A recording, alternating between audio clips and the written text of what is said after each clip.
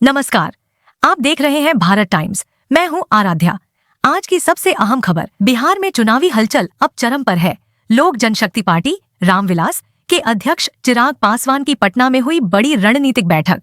इस बैठक में शामिल हुए पार्टी के सांसद, विधायक और वरिष्ठ पदाधिकारी और चर्चा हुई सीटों के बंटवारे, प्रचार रणनीति और उम्मीदवारों के चयन पर। बिहार विधानसभा चुनाव 2025 दो चरणों में होंगे। पहला चरण 6 नवंबर, दूसरा चरण 11 नवंबर और मतगणना 14 नवंबर को होंगे। अब सवाल ये है, एनडीए में चिराग पासवान को कितनी सीटें मिलेंगी? क्या उनकी मांग पूरी होगी? क्या जनसुराज और प्रशांत किशोर इस चुनाव में नया मोड़ लाएंगे? और क्या महागठबंधन अपनी रणनीति को अंतिम रूप दे पाया है? आइए जानते हैं विस्तार से। पटना स्थित पार्टी कार्यालय में आज चिराग पासवान ने 125 नेताओं के साथ बैठक की। बैठक में मुख्य रूप से 3 बातें तय की गईं। चिराग पासवान ने एनडीए से 45 सीटों की मांग की है। सूत्रों के अनुसार बीजेपी उन्हें 25 से 26 सीटें देने को तैयार है। 2.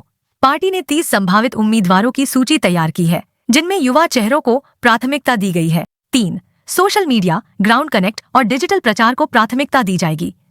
पवन सिंह ने चुनाव लड़ने से इनकार किया है, लेकिन प्रचार में सक्रिय रहेंगे। राजू तिवारी ने कहा, हम हर सीट पर जीत के लिए तैयार हैं। चिराग जी का नेतृत्व बिहार को नई दिशा देगा। एनडीए में बीजेपी, जेडीयू और एलजेपी शामिल हैं। हालांकि सीटों के बंटवारे को लेकर भीतरखाने नाराजगी की खबरें भी आ रही हैं। जेडीयू चाहती है कि उसे 100 से ज्यादा सीटें मिले, जबकि बीजेपी खुद 130 सीटों पर लड़ना चाहती है।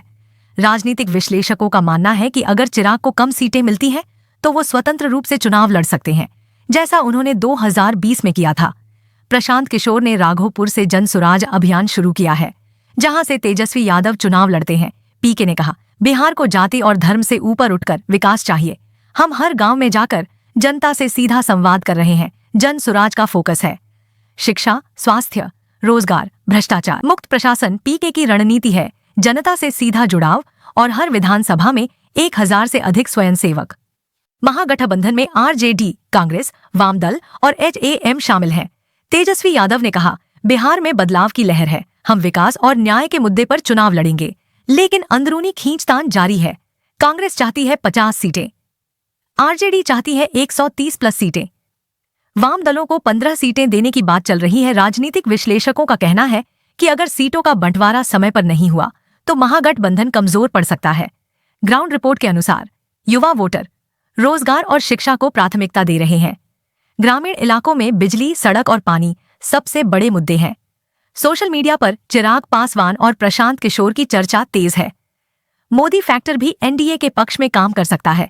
जनता कह रही है, हमें चेहरा नहीं, काम चाहिए, जो बोले वही करे। बिहार चुनाव 2025 में चिराग पासवान की रणनीति, एनडीए की स्थिति, जनसुराज की एंट्री और महागठबंधन की तैयारी। आने वाले हफ्तों में ये चुनाव सिर्फ सीटों का नहीं, बल्कि बिहार के भविष्य का चुनाव होगा। तो ये थी आज की बड़ी रिपोर्ट। भारत टाइम्स पर हम लाते हैं आपके लिए हर दिन की सबसे विश्वसनीय और संवेदनशील जानकारी।